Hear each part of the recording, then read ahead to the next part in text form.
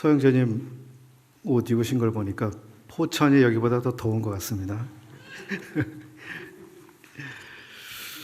예, 여름이 온 것 같습니다. 형제님 뵈니까. 예. 앞에서 말씀해 주신 것처럼 오늘 저녁부터 시편 가운데 그 메시아 시편이라고 분류되는 16편의 시편을 수요일마다 또 시리즈로 공부를 하게 됐습니다.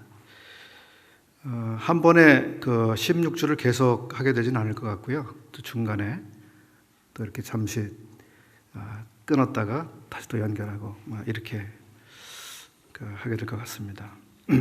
오늘 시편 2편 말씀입니다. 앞에서 메시아 시편이라고 말씀해 주셨는데,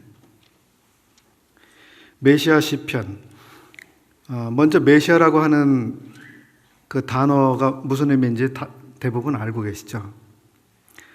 본문에도 나와 있습니다. 우리가 기름 받은 자를 이라고 나오고 있죠. 2절에 기름 받은 자를 대적하며, 기름 받은 자를 메시아라고 말씀하고 있죠. 구약 성경에서 기름 받은 사람들은 왕, 그리고 제사장, 이런 분들이 기름을 받았습니다.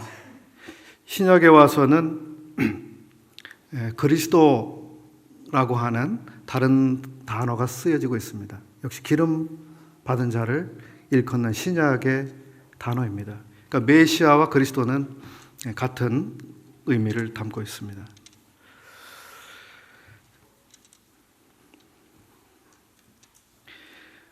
이 편의 큰 주제를 영원하신 아드님의 영광이다, 이렇게 말씀하고 있는데요. 이 편은 실제적으로 아들 되심, 우리 주님의 아들 되심, 그 아드님의 영광을 말씀하고 있고, 또 한편 왕이 되신 또 우리 주님의 모습이 노래되고 있습니다. 이 12편은 12절까지 되어 있는데 크게 네 단락으로 이렇게 볼 수가 있겠습니다. 아주 쉬워요. 1, 3, 4, 6, 그 다음에 7, 9, 10, 12 3절씩 네 단락으로 나누어서 본문을 볼 수가 있습니다.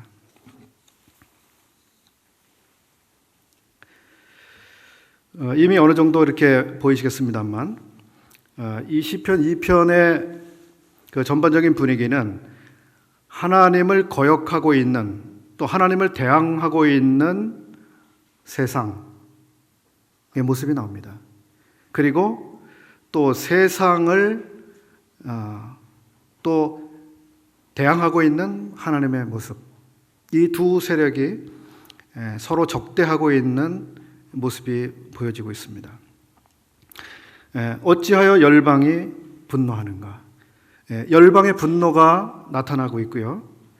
뒤에는 또 하나님의 분노가 나타나고 있습니다.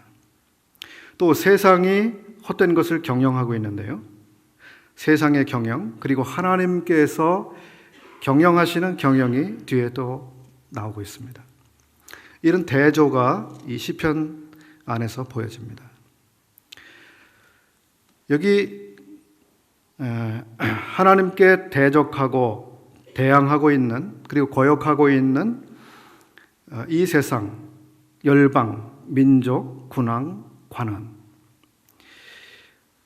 이 세력은 하나님을 대적해온 마귀, 이 마귀의 분노가 어떻게 이러한 네 부류의 유형의 사람들을 통해서 나타나고 있는가 하는 것을 볼 수가 있겠습니다. 죄가 세상에 들어온 다음 이 하나님 사람의 마음 속에 이러한 본성이 생겨났습니다. 마치 좋은 밭에 가라지와 그 가시나무에 그 씨앗들이 떨어진 것처럼 죄가 세상에 들어와서 그 뒤로 사람들의 마음 속에는 하나님을 본성적으로 거역하고자 하는 본성이 생겼습니다. 하나님을 떠나고자 하는 본성, 하나님을 멀리하고자 하는 본성, 하나님을 피하고 하나님에게서 숨으려고 하는 본성, 그리고 하나님을 인정치 않으려고 하는 본성, 하나님을 마음에 두기를 싫어하는 그 모든 유형의 본성이 사람들의 마음속에 심겨져 있습니다. 그 사람의 마음속에 숨겨져 있는 이 본성들이 어떻게 이 세상이라고 하는 공간과 사람들을 통해서 조직적으로 하나님께 이 반역을 행하고 있는가 하는 모습이 이 시 2편에 그려지고 있습니다.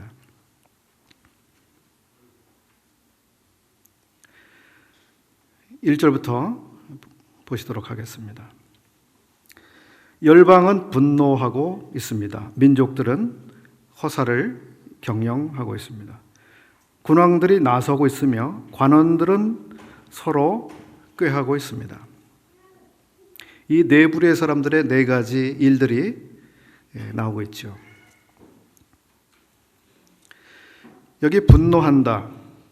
열방이 분노한다고 했을 때 이 분노는 단순히 화가 나는 이런 상태를 의미하는 것이 아니라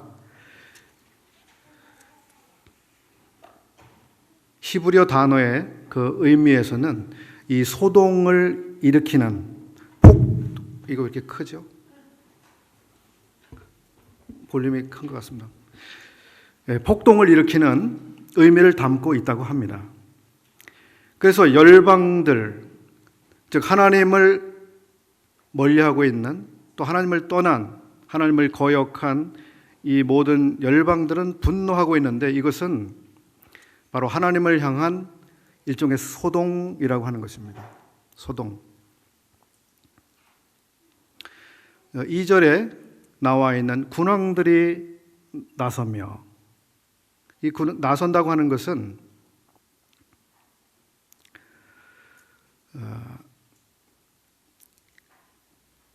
군왕들이 나선다는 것은 단순히 그냥 이렇게 앞으로 나오는 것이 아니라 이것은 정책적으로 무엇을 의논하고 결정하기 위해서 이 책임 있는 당국자들이 모이는 것을 말하고 있습니다. 말하자면 국가를 대표해서 모이는 유엔과 같은 기구들이 있습니다. 국제 기구들이 있죠.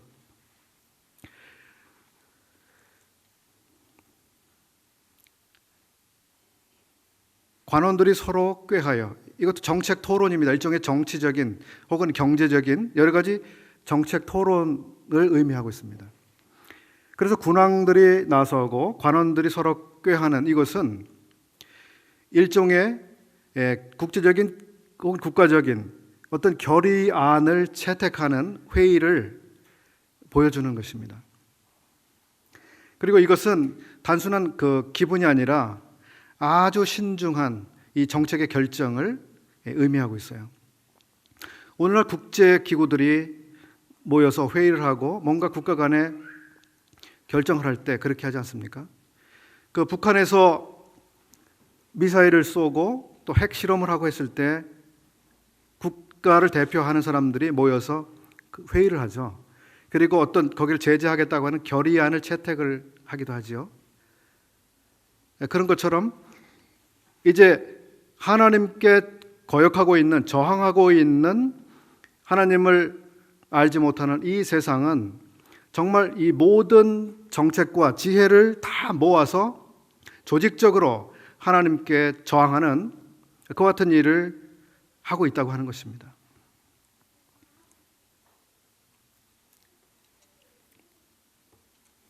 창세기 4장 16절에는 그 가인의 후손들 이야기가 뒤로 나옵니다. 가인이 여호와 앞을 떠났습니다. 그리고 노시라고 하는 곳에 가서 거주했다고 나오고 있고 그 뒤에 그의 후손들이 살아가는 모습들을 기록해주고 있습니다. 창세기 11장 4절과 5절에는 니므롯이라고 하는 사람이 나오고 있고 바벨탑이라고 하는 어마어마한 건축을 하고 있는 인류의 모습이 소개되고 있습니다. 11장 5절을 제가 한번 펴서 읽어드리겠습니다.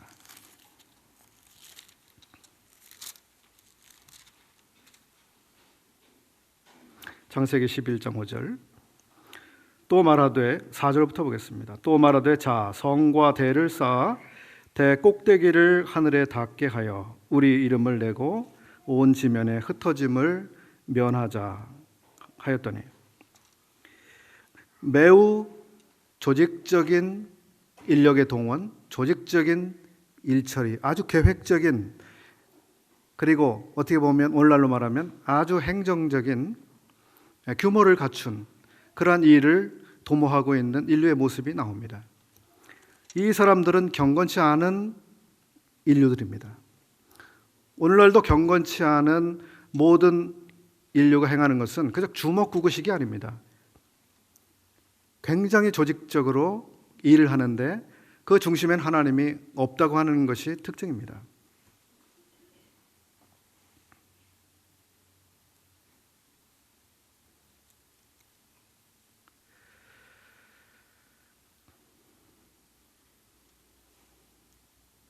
이 하나님을 거스리고 있는 세대는 로마서 1장에 있는 것처럼 하나님은 그렇게 하면 안 된다라고 말씀하시는데 사람들은 이렇게 말합니다. 그래도 괜찮다라고 이야기하는 것이죠. 작년에 우리 모두를 놀라게 한 사건이 있었습니다. 미국의 연방대법원에서 동성애에 대한 합법 판결이 이루어졌습니다. 그 판결이 이루어지기까지 수많은 조직적인 행동이 오랫동안에 걸쳐서 이루어졌었죠. 거기에는 정치가들을 비롯해서 여러 학자들, 인권운동가들, 이 모든 사람들이 조직적으로 그것을 준비해서 또 압력을 행사하고 설득하고 하는 가운데 그런 판결이 이루어졌습니다. 하나님께서 그건 안 되는 것이다 라고 말씀하시는데 사람들은 그래도 되는 것입니다 하고 불법을 합법화해 주는 것이 오늘날 그 인류에서 나타나는 모습들이죠. 우리 사회에도 그런 일들이 계속 일어나고 있습니다. 안락사를 인정해야 하는가 논쟁 중에 있습니다. 사형제를 없애야 하는가, 사형제를 존치시켜야 되는가, 어떻게 생각하십니까? 낙태를 인정해야 합니까? 인정하지 말아야 합니까?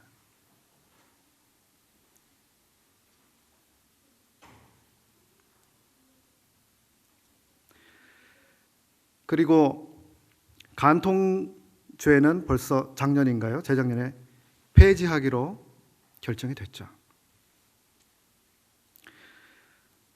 하나님께서 이건 죄이다, 그렇게 해서는 안 된다 분명하게 말씀하셨음에도 사람들은 계속해서 조직적으로 하나님의 뜻에 반기를 드는 그런 일들을 해오고 있습니다.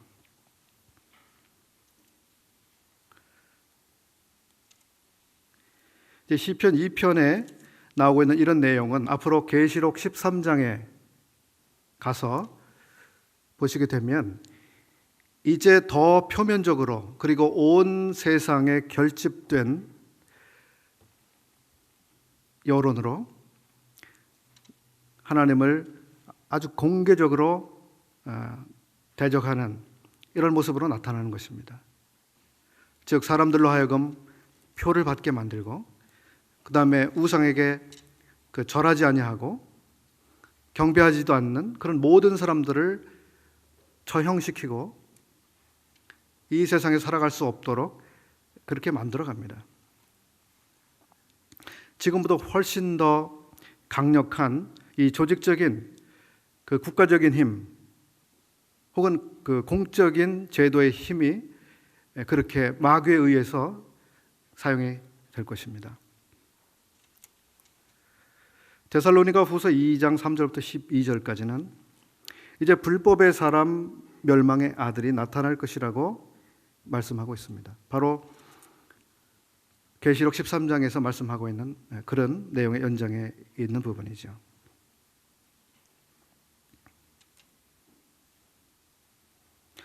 계시록 시편 2편은 이제 우리 주님께서, 즉 하나님의 아들이신 영원하신 아드님께서 이 세상에 오셨을 때 그 아드님을 거부한 이 세상의 모습을 보여주고 있습니다. 그리고 지금도 그 아들을 거부하고 있는 이 세상의 모습을 우리로 생각하게 합니다. 또 한편 이제 마지막 때에 다시 한번 아들이신 우리 주님께서 이 땅에 오셨을 때 다시 한번 그 아들을 대적하고 받아들이지 않고 거부하는 이와 같은 예언적인 내용을 이 시편은 담고 있습니다.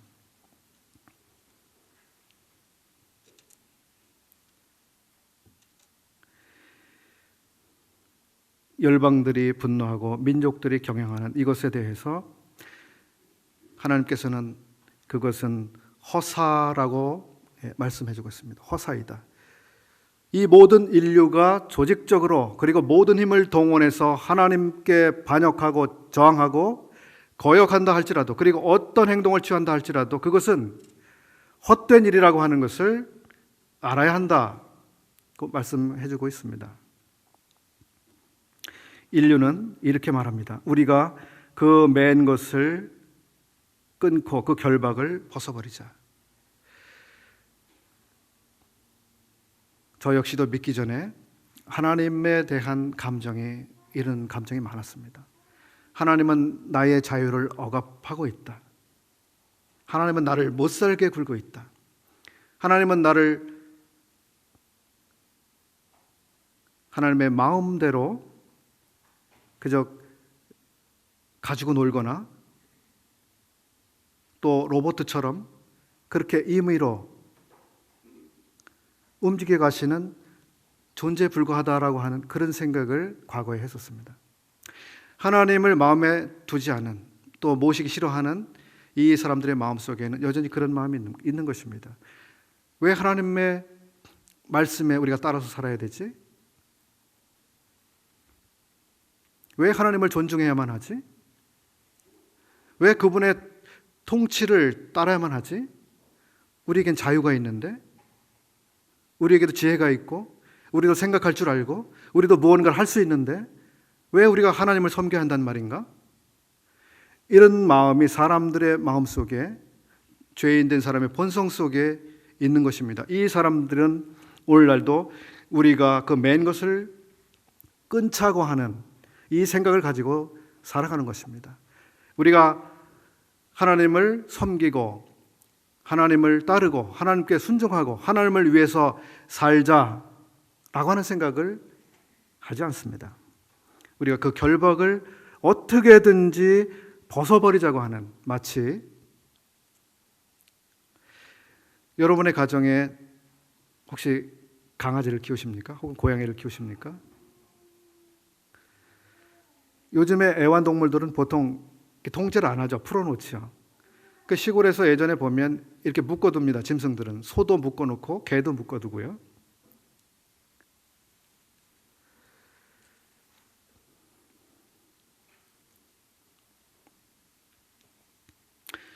가축, 집에서 사육하고 있는 이 가축이 주인에 의해서 이렇게 묶여 있을 때 그 가축은 안전하죠. 근데 그 가축이 나는 답답해서 못 살겠다고 뛰쳐나가겠다고 그렇게 했을 때 그 가축은 더 이상 안전하지 않습니다. 인류는 그것을 모르고 있습니다. 우리 스스로도 잘 할 수 있습니다.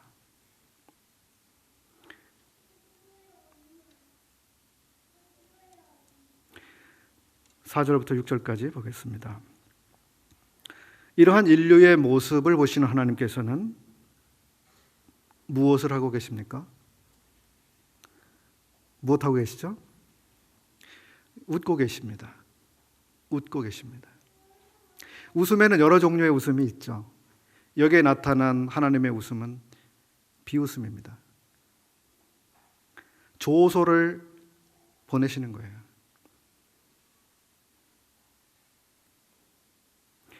인류가 대단한 것을 할 것처럼 하나님을 떠나서 그렇게 하려고 하지만 하나님께서 보실 때는 좀 어린아이들 장난감 가지고 노는 것 같은 그런 모습일 거예요. 제가 며칠 전에 산에를 올라갔어요. 쉬는 날 산에 올라갔다가 나무에 걸터 앉아서 가만히 나무 등거를 이렇게 내려다보고 있는데요. 제 손톱보다도 작은, 손톱의 한 10분의 1 정도 될 거예요. 아주 작은 벌레 한 마리가 꿈틀꿈틀하면서 어디를 열심히 가고 있었습니다. 몸을 이렇게 접었다 폈다 접었다 폈다 하면서 계속 이제 움직이면서 어디를 가는데요. 제가 한 20여 분을 지켜보고 있었습니다. 그 벌레가 어디로 갔을까요? 그 벌레는 여전히 제 눈앞에 그 나무 등걸 위에 그냥 있었어요. 아무리 자기 힘을 다 바쳐서 꽤 긴 시간을 그렇게 움직였지만 그가 갈 수 있는 것은 그저 나무 등걸 위에 그저 있는 것이었습니다.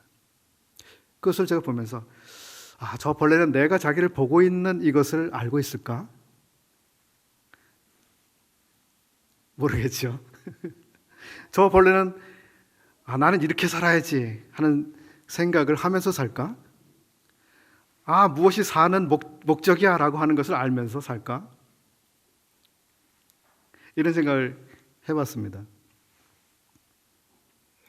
그 벌레가 보고 있는 세계, 그 벌레가 이해하고 있는 세계, 그리고 제가 알고 있는 세계나 제가 이해하고 있는 세계는 비교가 되지 않는 세계입니다.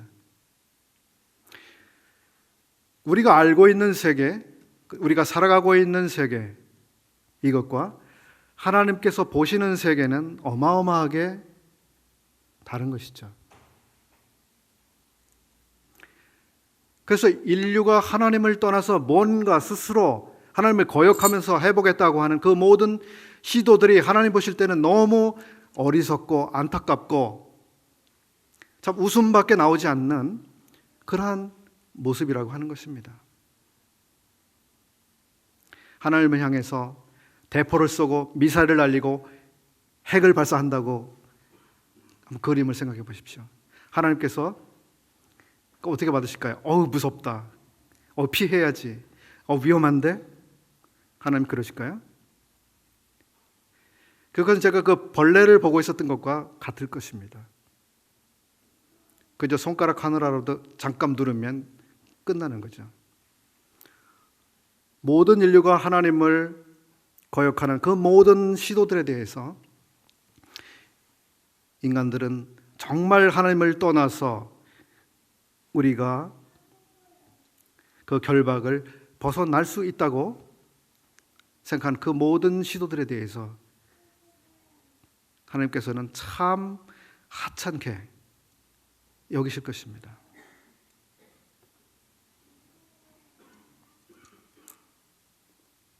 비웃으시는 하나님, 그리고 그 하나님께서는 분을 바라시며 진노하사, 여기 진노라고 하는 단어가 나옵니다. 진노라고 하는 단어는 예언적으로 이것은 대환란을 의미하는 단어입니다. 하나님께서 전 인류를 심판하시는 그것을 의미하는 단어입니다.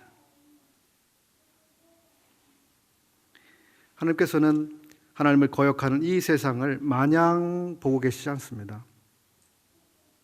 하나님께서 아니 계신 것처럼, 그리고 참으시는 이것을 알지 못하는 세상은 자기가 아주 잘난 줄 알고 있지만 하나님께서 그 시간을 끝내는 그 때가 분명히 있는 것입니다.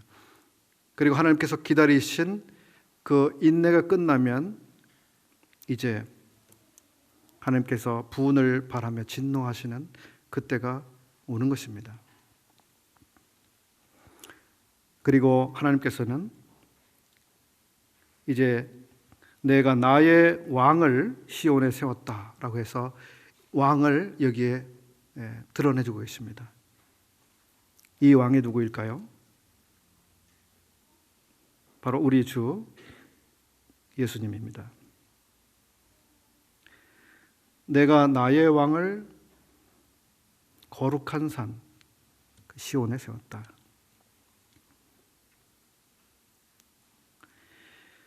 왕이 세워졌습니다. 왕이 이미 세워졌습니다. 그리고 그 왕이 실제적으로 통치하시기 위해서 오실 것입니다.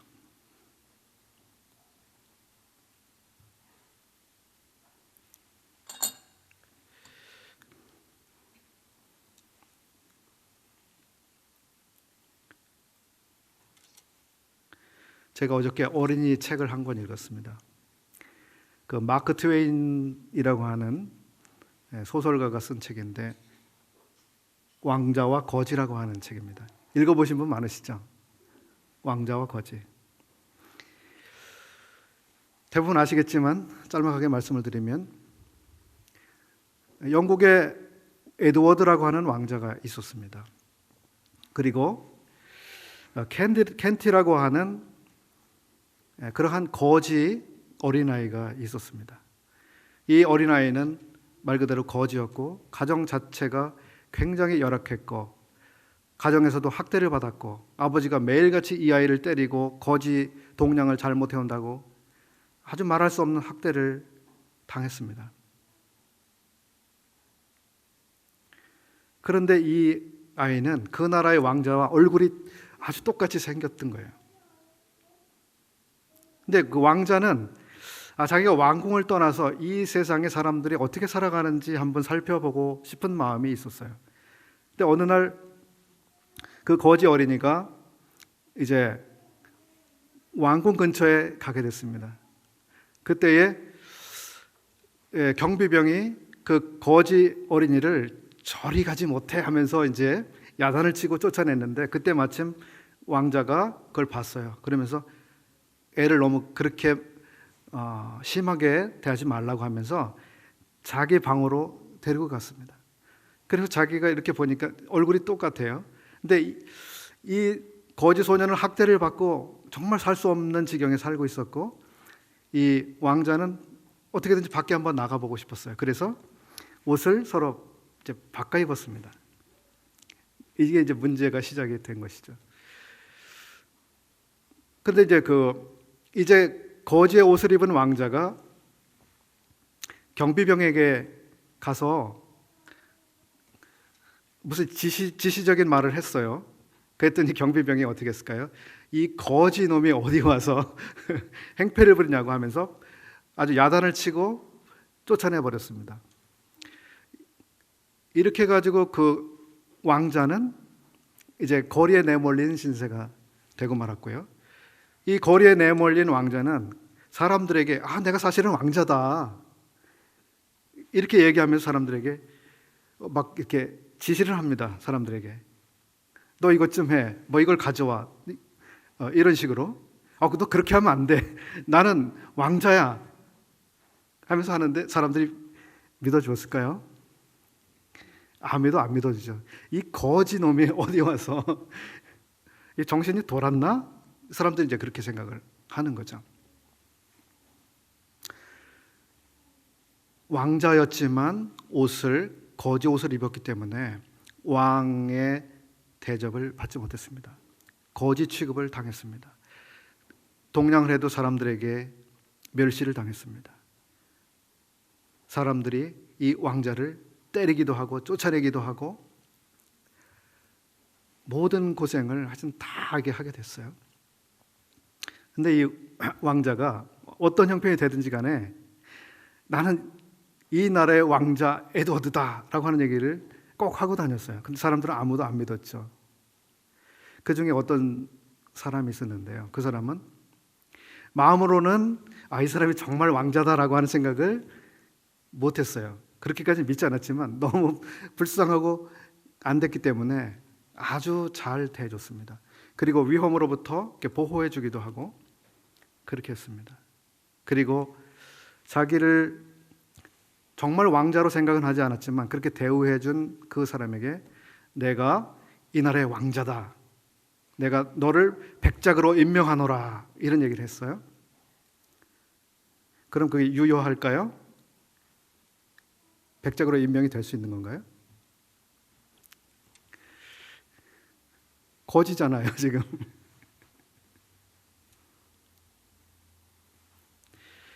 나중에 여러 곡절을 거쳐서 그 왕자가 대관식을 하는 날, 이제 실제로 정말 거지였던 어린이가 그 나라의 왕으로 대관을 하게 됩니다.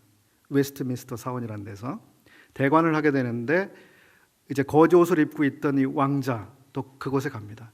대관식을 막 진행하면서 이제 주교가 마지막으로 절차를 쫙 진행하고 있었습니다. 마지막 왕관을 딱 씌우려고 하는 그 찰나가 됐습니다. 그때 저쪽에 에드워드 왕자가 나타났습니다. 그 왕관은 내 것입니다. 내가 에드워드 왕자입니다. 내가 이 나라의 왕입니다 하면서 달려나갔는데, 거지였던 그 어린이, 이제 왕관을 자기가 쓰게 됐잖아요. 그 어린이가 어떻게 했을까요? 어떻게 했을 것 같습니까? 맞아요. 저는 거지고 제 앞에 있는 이분이 정말 이 나라의 왕자이시고 이제 왕이 되실 분입니다. 이분이 왕관을 쓰셔야 될 분입니다. 그렇게 인정을 했습니다. 그래서 이제 자기 위치로 다 돌아가게 됐죠.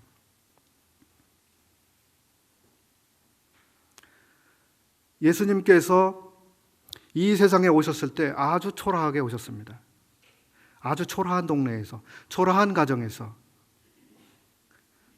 그리고 공식적인 고등한 교육도 받지를 못하셨습니다.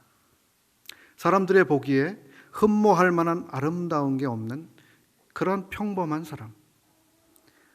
내가 왕이다라고 밝히셨습니다. 사람들은 믿어주지 않았습니다. 그 중에 소수는 믿었죠. 지금 예수님께서는 사람들 사이에 와 계시지 않습니다. 그래서 사람들은 예수님이 왕이라고 하는 것을 별로 중요하게 생각하지 않고 살아갑니다. 어떤 사람들은 예수님이 왕인가? 에이, 그런 반응을 보입니다. 그 사람이 왕이면 나는 황제다, 이런 사람도 있겠죠. 누가복음 19장에는 문화의 비유가 나옵니다. 잘 아시겠지만 사람들에게 문화를 주었습니다. 하나씩 하나씩 공평하게 다 하나씩 주었습니다. 그리고 내가 왕위를 받기 위해서 지금 여기를 떠나간다. 내가 다시 올 것이다. 올 때는 내가 왕위를 가지고 올 것이다 라고 이야기합니다. 자, 사람들이 문화를 받았는데 문화를 어떻게 사용했을까요? 사람들은 제각기 다르게 문화를 사용했습니다. 어떤 사람은 정말 왕위를 받으러 간 그분의 말씀을 존중해서 그분이 돌아올 때를 염두에 두면서 열심히 성실하게 그 문화를 사용했습니다. 어떤 사람들은 저 사람이 무슨 왕이 되겠어, 이런 생각을 가지고 살았습니다. 그런데 일이 생겼습니다. 정말 그 사람이 왔고, 그리고 그분은 왕이 되어 왔습니다. 그리고 사람들을 모이라고 했어요. 내가 여러분들에게 문화를 다 주었는데, 자, 어떻게 그 문화를 사용했는지 한번 봅시다.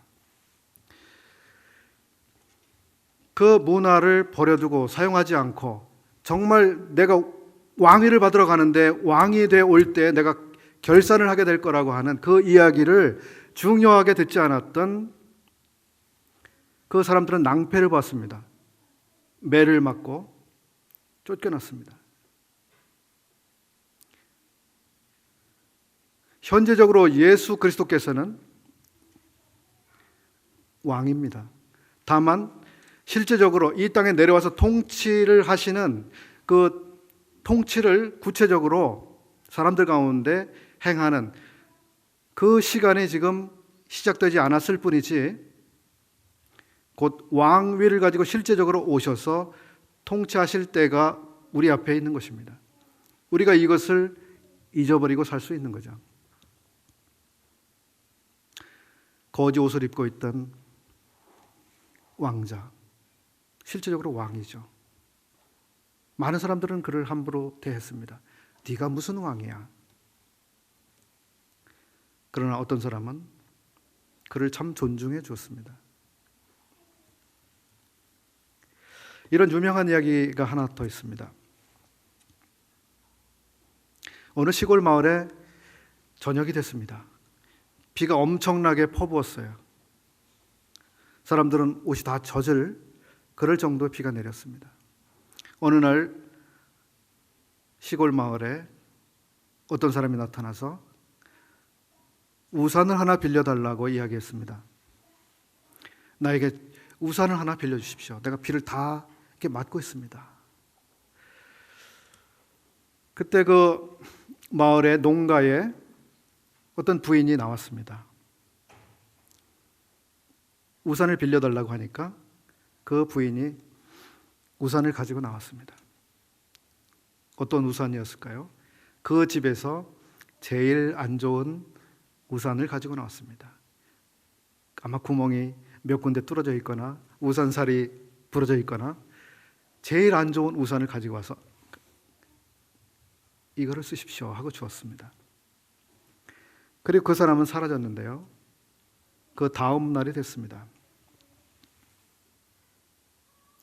그 다음 날 정복을 차려입은 그 왕궁의 관리들이 왔던 거예요.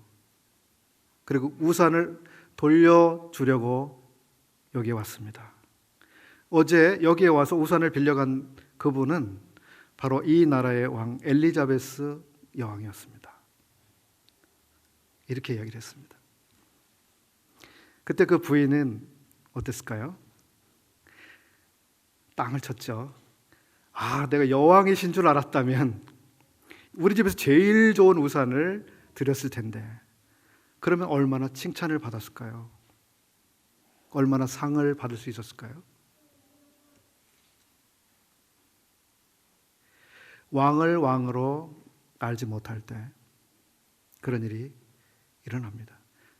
근데 이 세상은 왕을 왕으로 알지 못합니다. 그러나 적어도 우리 성도들은 왕이 누구신지, 왕을 어떻게 섬겨야 되는지 알고 있습니다. 이게 얼마나 놀라운 복입니까?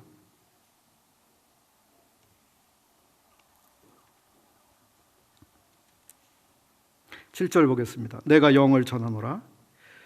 영은 선언문입니다. 내가 선언문을 선포하노라. 여호와께서 나에게 이르시기를 너는 내 아들이라. 예수님을 향해서 이 성부께서는 아들이다라고 말씀하고 있습니다. 오늘날 내가 너를 낳았다. 이것은 실제적으로 성육신하신 출생을 의미하기도 하지만 다른 여러 가지 의미를 가지고 있습니다. 우리 주님은 육체적으로 이 세상에 오셨기 때문에 아들이 아니라 이 세상에 오시기 전에도 아드님이셨습니다. 이 세상의 많은 이단들, 거짓된 가르침은 예수님은 이 세상에 출생함으로 하나님의 아들이 되었고 혹은 침례를 받으셨을 때 비로소 성자가 되셨다고 이야기를 합니다. 그것은 거짓말입니다. 예수 그리스도는 영원 전부터 아드님이셨습니다. 이 아들에게 왕권을 주셨습니다. 이 아들에게 아버지께서 나에게 구하라. 내가 열방을 유업으로 주리니. 주님께서는 장차 모든 열방을 소유하실 것입니다. 그리고 철장으로 다스리시게 될 것입니다. 9절에 있는 것처럼 내가 철장으로 저희를 깨뜨리며 질그릇같이 부수리라. 주님께서 다시 오시는 그때 열방이 분노하고 민족들이 허사를 경영하고 있으며 군왕들이 나서고 관원들이 꾀하고 있는 이 모든 것들에 대해서 심판하실 것이고 질그릇처럼 깨뜨려 버리실 것이라고 하는 것입니다. 철장이 무엇인지 아시죠? 쇠 막대기입니다. 쇠로 만든 막대기. 여기에 질그릇이 하나 있는데요. 쇠 막대기로 여기를 내려치면 견뎌낼 수 있을까요? 아무리 멋지게 고급스럽게 잘 만든 질그릇이라 할지라도 이 쇠 막대기를 이겨내지 못합니다. 반드시 깨어지고 맘죠.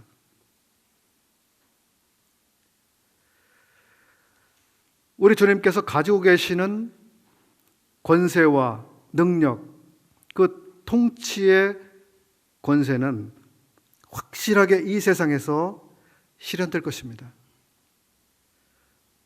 하나님을 인정하기 싫어했던, 거역했던 이 세상은 질그릇처럼 박살이 나게 될 것입니다.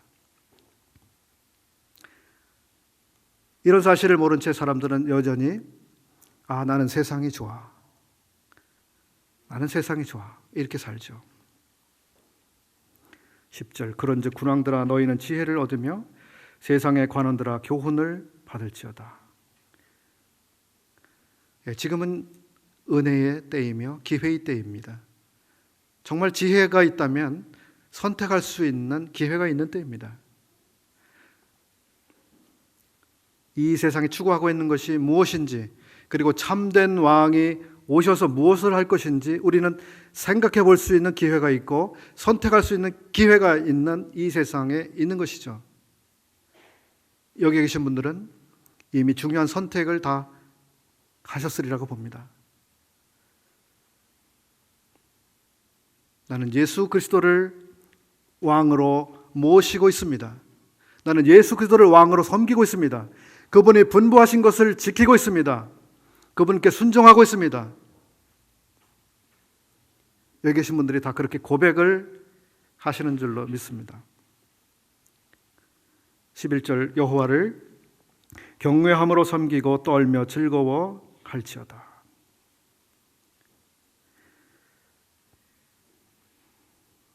여호와께 대한 경건한 사람들의 반응입니다.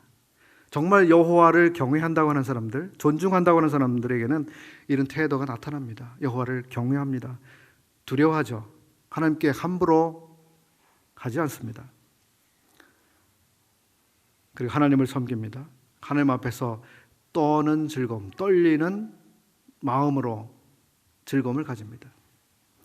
하나님을 알지 못하는 이 세상은 즐거움을 찾지만 하나님 앞에서 두려운 마음을 가지고 있는 가운데 즐거워하는 것이 아닙니다.